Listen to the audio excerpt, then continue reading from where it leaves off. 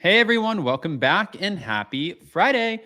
Okay, guys, so we're getting ready to get out of here and go back home. So my studio and everything is going to be different.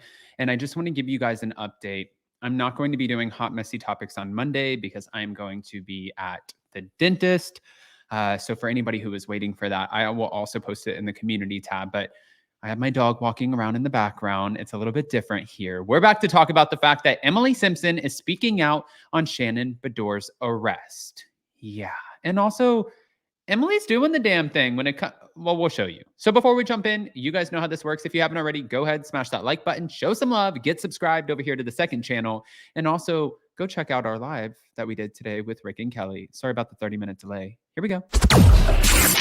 It's time for all your binge-worthy pop culture news. Welcome to Up and Adam. Okay, you guys. So Emily Simpson. One, I just want to say real quick before we get into what she had to say about Shannon Beador. Can we just look at this really quick? Emily showing off her 40-pound weight loss. And one thing that she said, which I thought was really, really cool. If you guys didn't see it, she was talking about how even though she lost weight, she's always been comfortable in her own skin. And I think that it's such a great message. She said, around age 42, I gained 40 pounds. And it wasn't until now, age 47, that I was able to finally get it off. And I feel like my old self again. Just to be clear, though, and I think that this is the most important message, I rocked a bathing suit on TV for 5 years and never felt ugly or not confident in myself or my body, not once. I am the strongest mentally and physically right now. And at age 47, I will continue to improve myself daily. My only competition is me. Thank you for following this journey with me. And for those of you who are always kind and comment positive things, I appreciate you. For the haters out there, I love you too. You motivate me daily to lift harder and eat better. Wow. I mean, listen, you got to give it to the woman. She's saying, this is the best message that you can say. I was confident when I had a little bit more on me as far as weight, and I'm confident without the weight.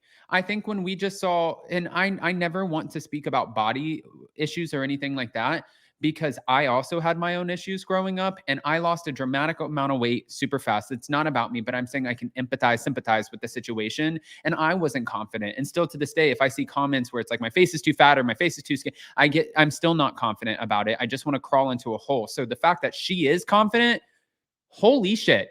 I want to be just, Emily, can I grow up to be like you?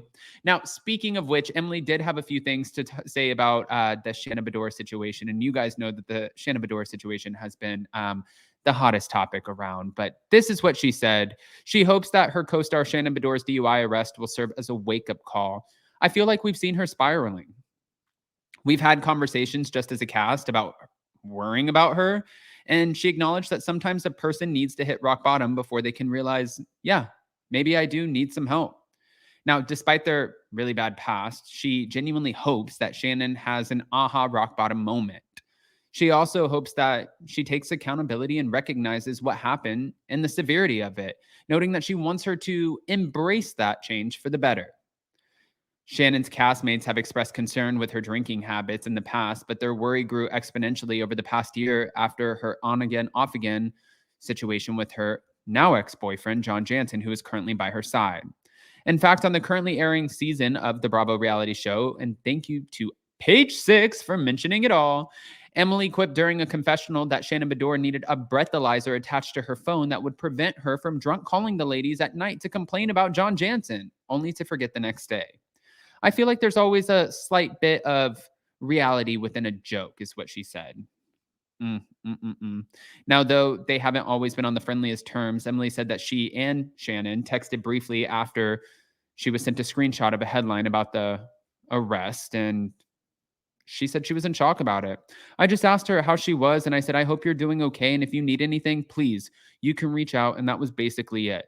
She said that she hasn't reached out to Shannon since because she likely needs space, and I'm guessing that's true. And at some point, I'm going to text and call and see how she is. Yeah. Well, you know that we did a video earlier and we were talking about the fact that Shannon Beador is currently researching different rehab facilities and trying to figure out where she's going to be going after this. And that has yet to be decided, as far as we know. But I wanted to play for you Emily's words because I think it's better to just hear it. Thank you to Bravo Snarkside. And also thank you to All About the Real Housewives for sharing the before and after photos of Emily. Here we go. What do you think her next steps should be? Well, from a legal perspective, I mean, I think she'll take some type of plea deal. They'll probably combine her charges into one. She'll take some kind of plea. She'll probably get community service, have to pay fines. But I think the most important thing is what is her next step that's going to help her get to a better place and a healthier and happier place in her life. Because I feel like this is kind of rock bottom. I would imagine you've talked to Gina about this. Yes. A lot of fans are thinking, wow, this is, Gina must feel some type of way. Does she feel some type of way? You know, I mean, I had a long conversation with her, but only a little bit of it had to do with Shannon because I feel like there's not a lot to say. I feel like it speaks for itself. I mean, and Gina, I don't think she wishes it happened. She doesn't wish harm on anyone. I'm sure she feels a slight sense of vindication. Anyone would in that circumstance, but I think she legitimately is concerned for Shannon and, you know, hopes that she takes this and makes the lifestyle changes, you know? I mean, that's what Gina did. Gina took accountability, changed her life, stopped drinking. And so, you know, I hope Shannon is able to, you know, embrace it and change and be happier and healthier as well. I think that's what everyone can hope. I did see that maybe she was with John and now it's sparking rumors that maybe she is back with John. Do you know anything about that? I think she's always been with John. Okay. I don't think there was ever a not with John. I mean, even at the reunion, I think she claims that like they're not together, but I think they're always together. You're a lawyer. What do you think? Wow. Okay. I mean, enough said. That almost makes me wonder though, and I don't want to be like Petty Betty over here. I don't even know if that's a word, but I should put that on a shirt. I don't want to be Petty Betty, but it makes me wonder if John Jansen broke up with her and then he stuck around. First of all, if I break up with you, I don't want to see you. I don't want to see you around. I don't want to rub elbows with you and be like, hey, how are you? So good. No, I want to move on with my life because seeing you is triggering.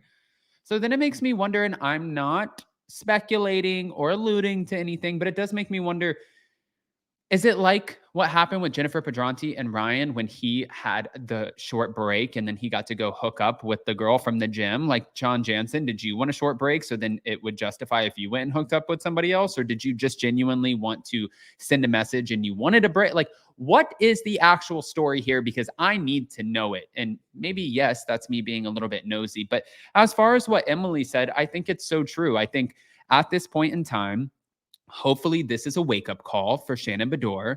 Hopefully this is something where Shannon now sees, I need a lifestyle change.